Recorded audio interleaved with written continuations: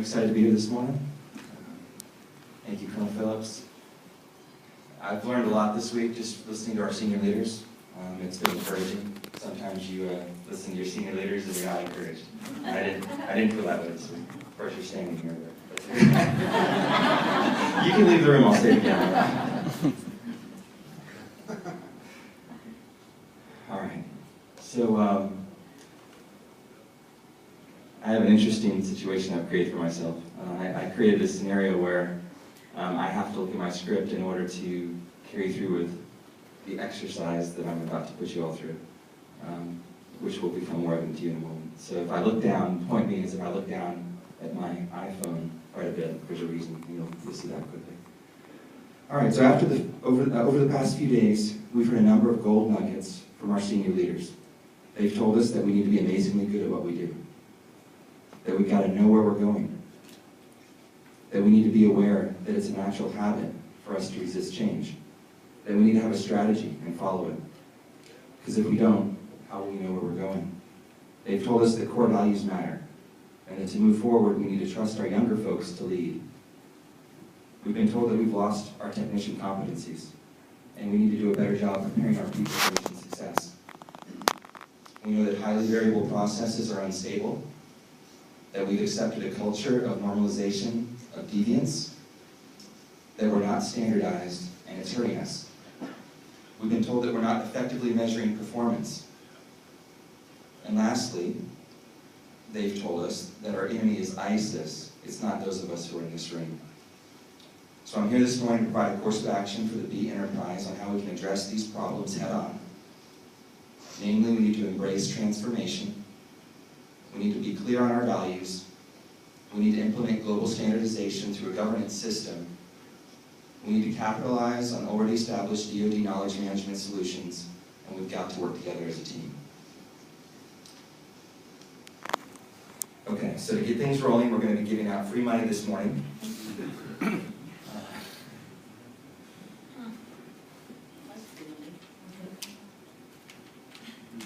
Here's a $20 bill. I need to make sure that's real. Okay. So you can hold it for me. And I want to give it to the company grade officer or enlisted member, tech sergeant and below, who most closely guesses the number of times I utter the sound B during the remainder of this briefing. So if you want to participate, grab a pen, piece of paper, and get ready to start tallying. In addition to the $20, you will win a limited edition debt-free coin. So, soon become, no. You ready? I'll give you just a moment. All right, here we go. One of the most fascinating ecosystems on our planet is a beehive. Honeybees, for example, are responsible for cross-pollinating 80% of the world's fruits and vegetables and nearly half of all other food crops. If you think about all the food you eat, bees have played a major role either in pollinating the fruits and vegetables that you eat directly or in pollinating the food sources eaten by animals that you later consume. In the US alone, bees contribute $20 billion to our economy. Also, by keeping flowers pollinated, bees play a decisive role in beautifying our planet and providing habitats for billions of animals.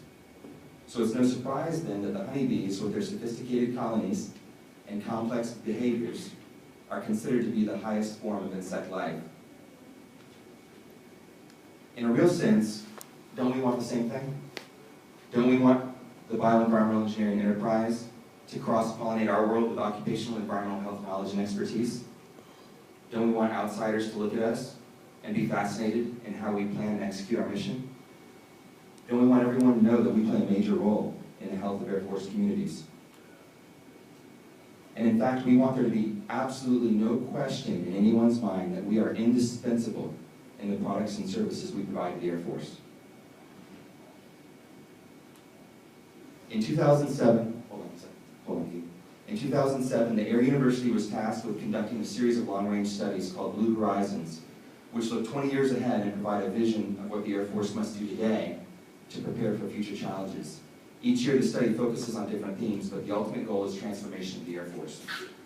So as you watch this video on aerospace and global transformation over the last century, pay special attention to the role of STEM-based technologies, Also notice how people and organizations just like us are able to rapidly change our world through innovation and teamwork.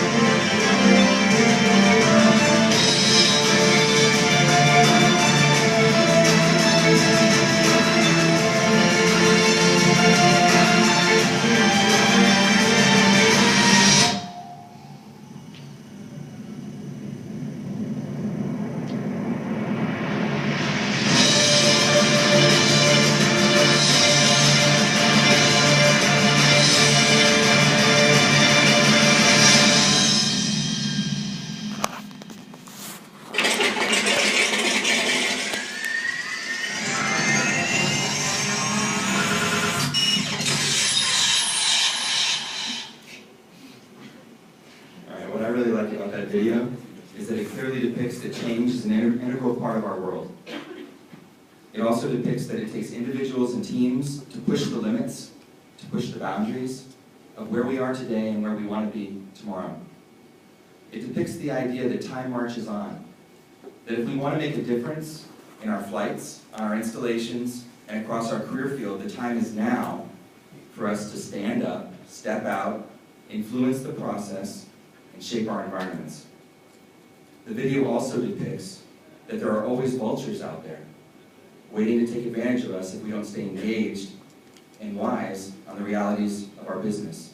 Stumbling blocks like unforeseen fiscal constraints, personal agendas, threats from other organizations, and sometimes even leadership incompetencies. If we're not postured to laser our way through such difficulties, we could easily find ourselves left behind and no longer relevant. But the last thing about the video is it shows that really great things can happen when we work together to achieve worthy goals. If we think about the B enterprise, the places where we're struggling, it doesn't take long to imagine the possibilities of what could be. For example, imagine if we had standardized work practices, resulting, as Colonel Phillips said, in less frustration for our B technicians as they PCS from base to base, with standardization, more consistent support for our customers. We would also be able to better advocate for resource needs for the career field, because everyone's doing the same thing. So it's easier to identify those solutions and resource those solutions. We would have better exposure analysis and healthcare recommendations. With improved knowledge management, we would have less complicated and more efficient mechanisms to cultivate and share ideas and innovation. Imagine if we had optimal individual and team development and technical proficiency. And lastly, the ability to measure performance. A few months ago, a GAL report, that's a General Accountability Office, on OEH surveillance identified that there continues to be a lack of standardized procedures, lack of guidance, and poor exposure documentation for U.S. service members. These conclusions are similar to the problems that our B standardization working group identified last year within the B enterprise, namely personnel skill degradation resulting from shifts in B operations, lack of standardized common operating practices, lack of effective corporate knowledge management. These gaps have made it difficult for base-level B flights to perform their mission and develop their people. They've also made it difficult for our headquarters staffs to develop and modernize the force. So the message is clear. From outside government agencies, from our senior leaders, and from our own enterprise, we have big problems and we need big solutions to deal with them. So where do we start? In a word, values. We start with values. Every year, Fortune magazine produces a ranking of the top 500 public corporations worldwide. The corporations that make up the Fortune 500 rake in several $100 billion in profits, wielding enormous power. They influence government policy on a regular basis. If they were a nation, they would possess the second largest economy in the world. They are global leaders in their respective industries, and many of them, or some of them, are listed here. What's interesting when you study these companies is that the #1 indicator of their success lies in their values. As we look at these, you're going to notice that these are the same exact values we've been hearing this week. Fortune 500 companies have a clear vision of what they're about, what they want to be. They frequently communicate at all levels and in all directions. They empower their people. They routinely measure team performance and have established goals and milestones for all major business processes. They focus on customer satisfaction as the lens through which they lead and manage their organization. They employ teamwork to facilitate problem solving, build morale, and create synergy. They accept change, and they involve their people in the process of change, because they know it's the only way we can improve performance over time. And they have formal programs that cultivate and reward innovation, creating efficiencies, stimulating growth, and fostering teamwork. So what do values like this accomplish for an organization? They create an environment of trust. When Colin Powell was recently asked in an interview, what's the #1 tenet of leadership? He responded without hesitation: trust. He went on to say that if you have the trust of your people, they will follow you anywhere. We need to have these kinds of values everywhere in our enterprise. We need to talk about them, we need to practice them, we need to expect them. And frankly, if we're not customer-focused, if we're not team-oriented, if we aren't developing our people, if we're not willing to change, where do you think we'll be in 5 years? The fact is that our people matter too much, and the deliverables we provide to our nation are too important for us to accept anything less. But values alone will not solve our problems. We need a business model for transformation. So with that, may I suggest that we collectively start thinking, communicating, and working like bees. A little bit of a letdown, I'm sure. In her 2013 book, Survival of the Hive, Deborah Mackin lays out several critical factors that makes bee ecosystems so successful. First and foremost, unity of purpose. Bees have one purpose: to ensure the survival of the hive. In fact, they're so dedicated to this that they will make far more honey than they need to survive.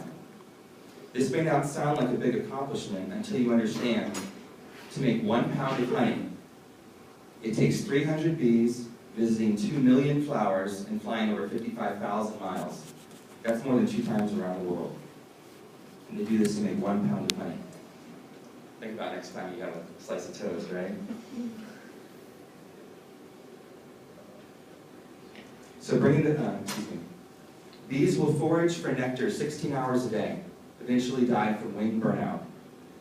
But the honey guarantees that several generations of bees will be able to make it through even the harshest of winters. So bringing this home, do all of our bee personnel across the Air Force, Chief, how many do we have in our total force? 16 officers and 100? So we have about 1,600 officers enlisted and civilians. Do all of us know our purpose?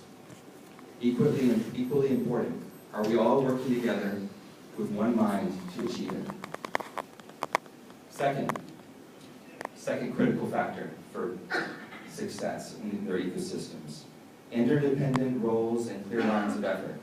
During its short lifespan, 6 weeks, the average worker bee manages to learn and perform all the functions necessary for life in the hive.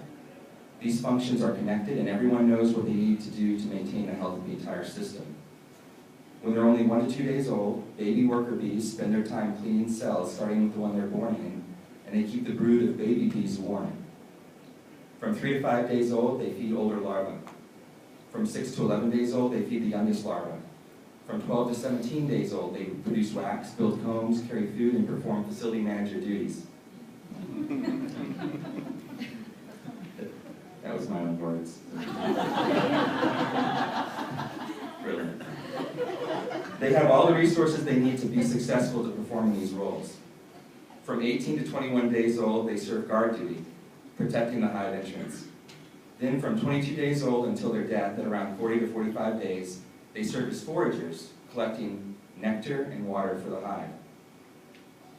So within our enterprise, are all of us pulling in the same direction? Do we know what we're responsible for? Are we willing, if necessary, to realign ourselves in whatever way is needed to fix the problems we face? We want to think of ourselves as being leaders, and we are. But if this is true, are there ways we can better involve and employ our force to solve our problems? Third critical factor: execute a flexible, dynamic work system based on teamwork. Worker bees are adaptable to change from one task to another within a few seconds. They're highly skilled at teamwork. They communicate easily with one another. They have no personal agendas. They live to serve and support the hive. They learn through doing. They have all the resources they need to be successful. Look at the design of this honeycomb. The hexagonal structure demonstrates the connectedness of the entire system. Each wall of the hexagon serves as a support wall for neighboring cells. The same principle is at work within the life of the colony. This was not created by one bee. It was created by thousands of bees. Yet it's perfect in design, function, and strength. So when you look at this honeycomb, do you see standardization? Do you see teamwork? Do you see communication? Do you see excellence? Now imagine what this honeycomb would look like if it was fashioned by our bee enterprise. Would it be uniform? Would it be strong? Would it be efficient? Would it be functional? Fourth critical factor: guide and manage through highly effective communication and a strong sense of community and support. Bees forage for nectar. As bees forage for nectar, they're able to communicate with precision the distance, direction, species, and quality of nectar. They do this through a figure-8 waggle dance. As information is passed from bee to bee, the accuracy of the information is never doubted because only correct information is passed. Whether we're studying a honeybee ecosystem or a human ecosystem, clear and direct forms of communication foster trust, enabling the entire system to operate as designed. Let's go a step farther. As we reflect on all the technologies available to us and all the skills we possess within our enterprise, let's try to think outside the box and find ways we can communicate and operate more efficiently and effectively.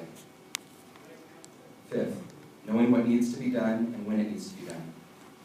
Bees are always staying busy serving the hive. They collect nectar, maintain and protect the hive, and care for the baby bees. They never get bored because they always perform tasks together. They're always preparing for the future, working to create the safest and most sustainable environment for the entire colony. There's many ways to relate this to our career field. The nectar we collect could be our data. The cells we maintain could be our equipment. The way bees learn new behaviors could be our force development program. But are we organized and synchronized?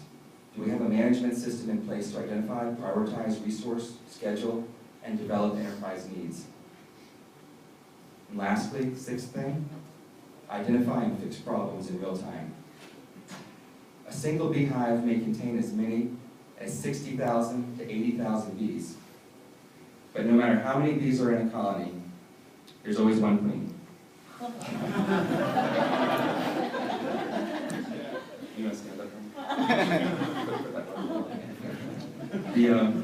The queen bee directs all the major functions in the hive through pheromones.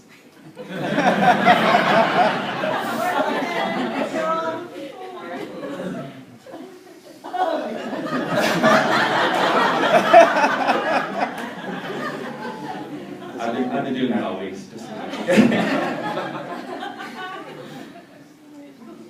So, Brad Chat from the video. Yeah, my way. Wait, are you Italian?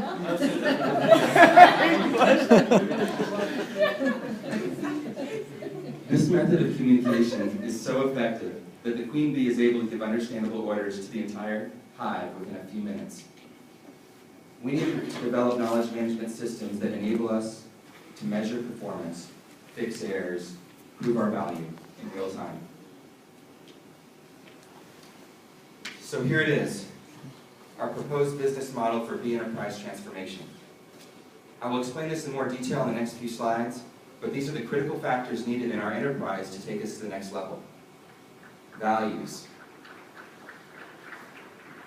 This has to be our foundation. Global standardization will ensure unity of purpose. Governance architecture, so we can establish clear lines of effort. A decision support life cycle, describing how we will all communicate and operate together as a team. One source, one force knowledge management. Everything we need in one place. Battle rhythm, to synchronize our efforts. And finally, performance dashboard, so we can fix our big data problems. So, we exist to support the warfighter. These are the desired operational effects for our mission, established in AFI 48101. Hopefully you're familiar with these. I was going to do a challenge, but in the interest of time, I decided to forego it at the last minute. I was going to ask you all, who knew the 7 major aerospace medicine enterprise programs? I think it's important because according to AFI 48101, those are the programs that we deliver as an aerospace medicine enterprise to ensure those desired operational effects. So honestly, look at yourself or ask yourself, did you know this? Do your people know this? Because if you're like me, you tend to think through the lens of a bioenvironmental engineer. How do I change the Air Force? Well, I can change the Air Force by leading the aerospace medicine enterprise in the programs that they maintain and manage to achieve the desired operational effects.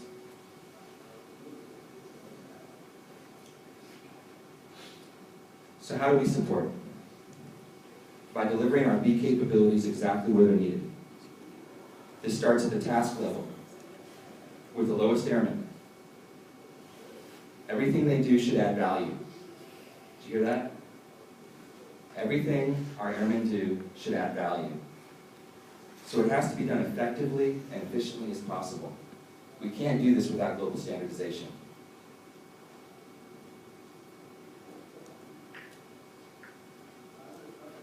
This illustration depicts our current way of doing business. This is what it's been like my whole career. 100 little beehives, making it happen the best way they can, 10,000 different ways. The problem is that we have 10,000 different ways of doing things, leading to waste, frustration, and poor quality. So let's stop thinking like 100 little beehives. Let's start thinking like one global beehive. I'm going to explain the details on the next slide, but the bottom line is that we're going to operate much more effectively and efficiently as we establish a governance architecture, empower subject matter experts from across the enterprise, harness robust knowledge management capabilities, and institute mechanisms to monitor and improve performance. As we move towards global standardization, we will enable our operational leads, particularly at base level, to better execute their mission and better support our customer.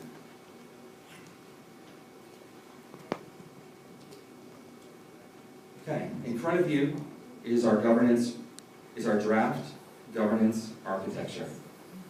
It formally establishes the who, the what, and the why to globally standardize and continuously improve our business processes. So just for terminology purposes, we think of what we do as programs, and just for this briefing, I'm referring to them as business processes. These represent all the major cogs, all the major business processes in our career field. And in our working groups, we'll be validating this and discussing this, but this is a first draft, or probably a 50th draft. It's still a draft.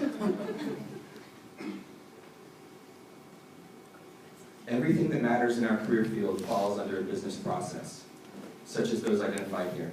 We have technical business processes, such as our routine surveillance, QNFT, and RAM permits. We also have shared business processes in the purple, such as confined space, risk assessment codes. They're integrated under safety on this slide. Finally, we have administrative business processes, such as budget and personnel, that ensure we resource effectively. This may seem like a lot of work for one person, but we're not one person.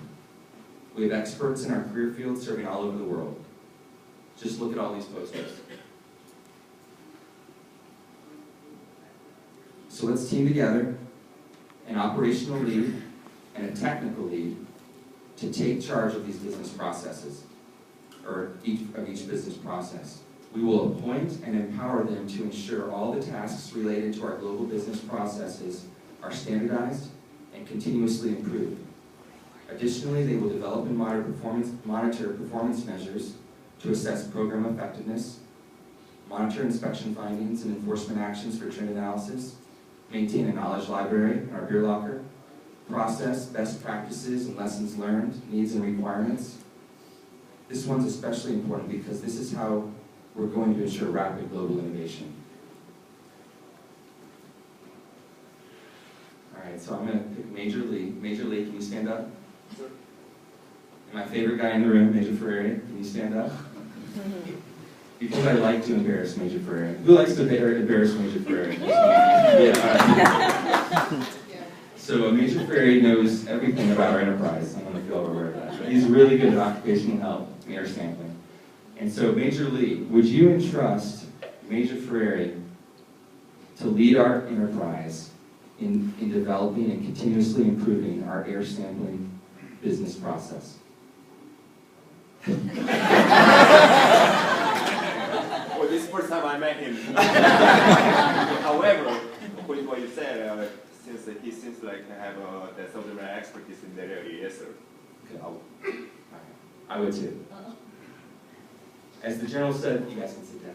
As the general said earlier in the week, we've got, if we want to move forward as an enterprise, we've got to empower our junior leaders. He's not a junior leader anymore, but all of our leaders to help move us forward. And looking at the quality of these posters, I have no doubts that we could do that. So there we go.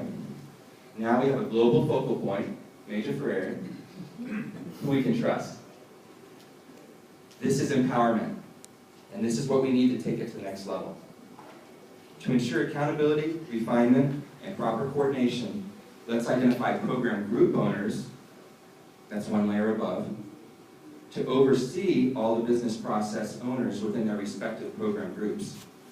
These program group owners will ensure our standardization products are aligned with the strategic vision.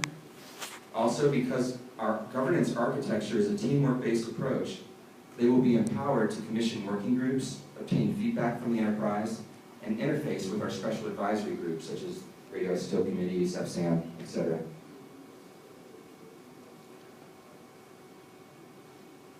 All right, next slide. We will be exploring some knowledge management tools during the breakout sessions, but the bottom line here is we never want our airmen to say, I don't know.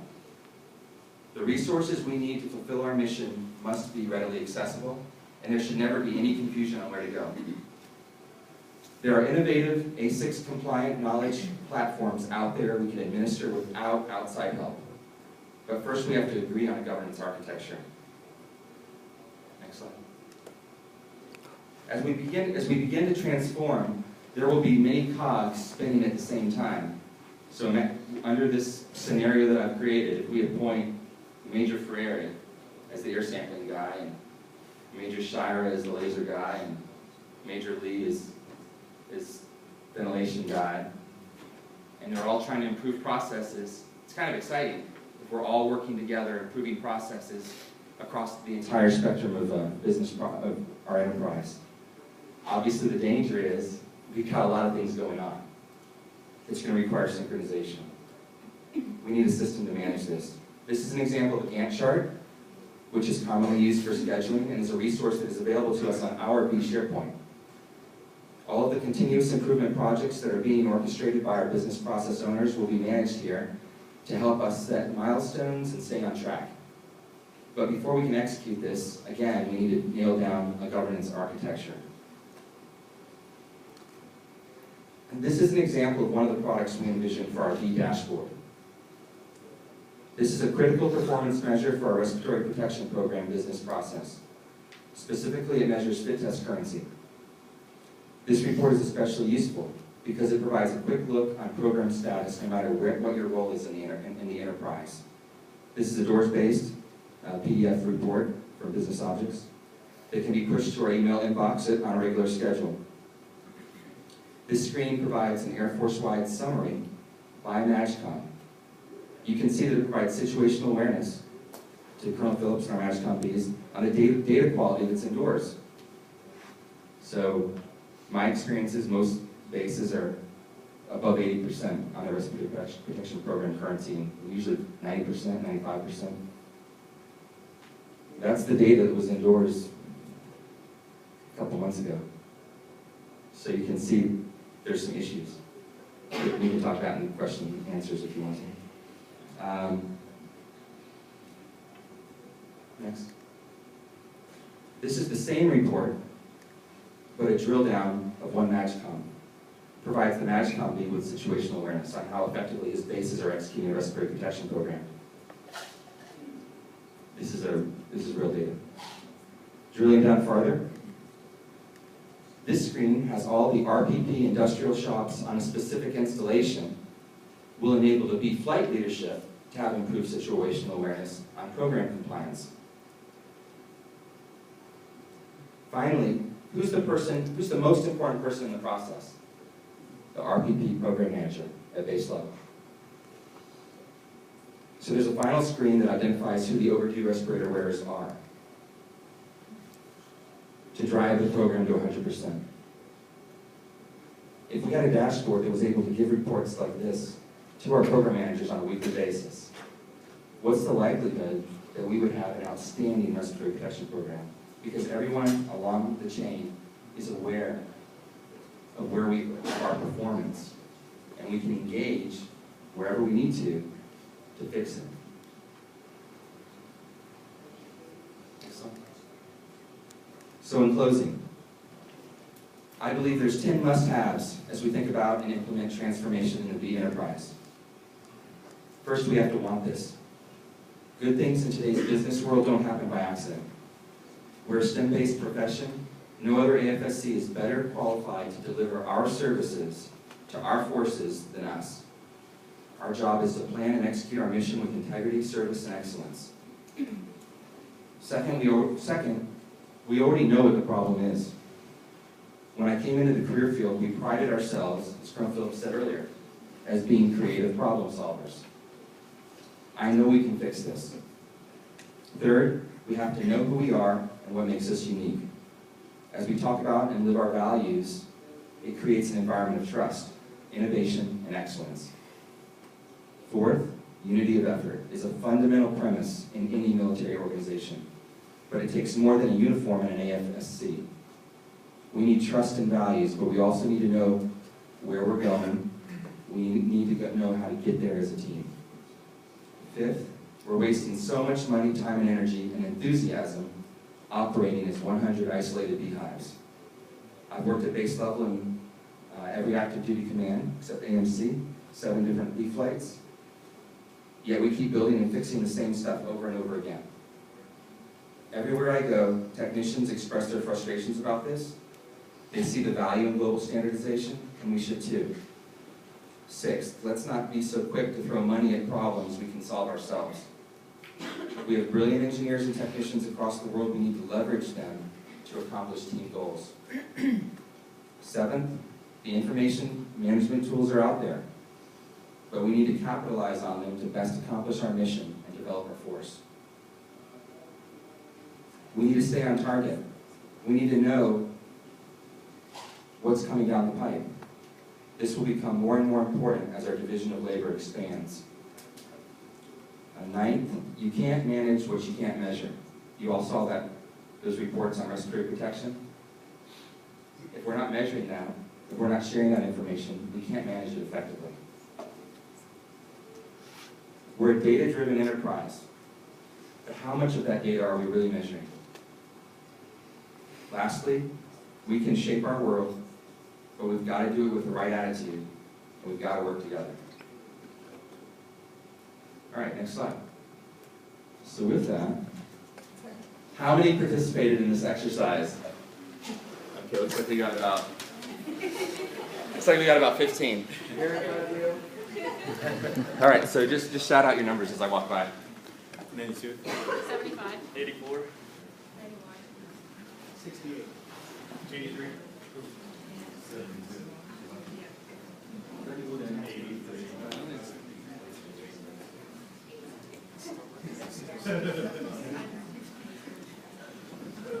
What was that game show where they spun that thing? Price is Right. Price is Right. And you wait till the other person guesses and then you guess what? That's the showcase showdown. 60. Did I miss anyone?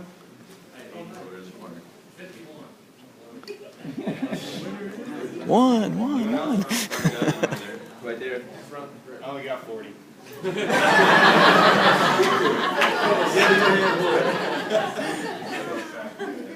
Okay, so the right number was 101. It was the highest number without going over. So, where's your paper?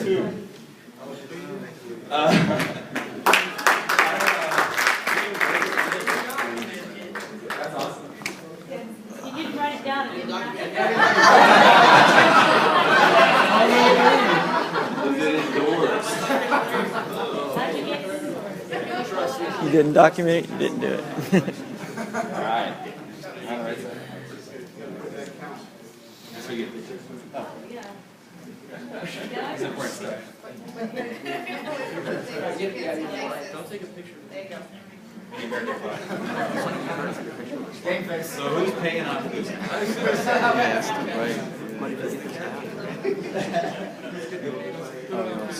Hey, ow, Thomas, ow. Did you get a chase? He smiles.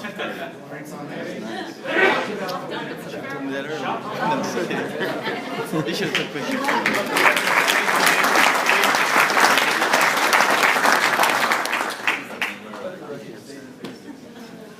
Okay, so think about that. As you think about that exercise, it's more than just it's more than just something to stir up the crowd. It actually demonstrates some of the things we've been talking about. Why did these individuals participate in this? They valued $20. I would have gone with $1, but I didn't think they'd participate.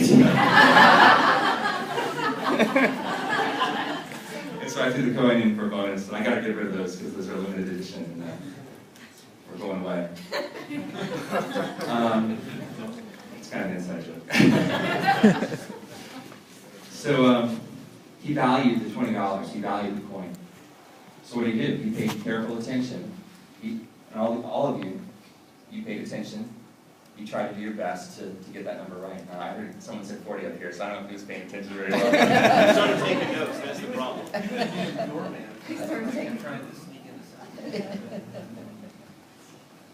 Hold on a second, I haven't had a few notes on this. They're on a mission. They were excited about what they were doing. Was it I don't know, was it kind of fun following that, or you must have been, right? You're the closest one. They played their assigned role. I said, company grade officers and NCOs, I was clear on the ownership, and they knew what their lines of effort were, and they decided they wanted to participate. Systematic and simple. They knew what they needed to do. They had all the resources to be successful. Attention to detail. Immediate reward. Performance measure. 101. It's a precise standard. My standard was closest person to 101.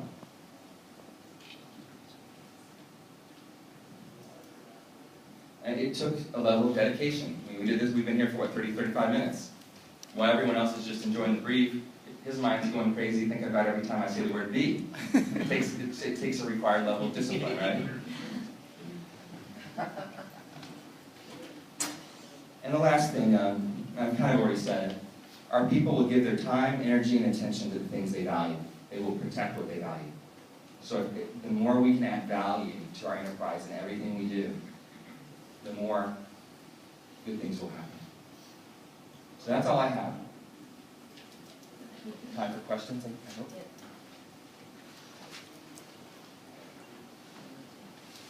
All right, questions? You're so clear. Awesome.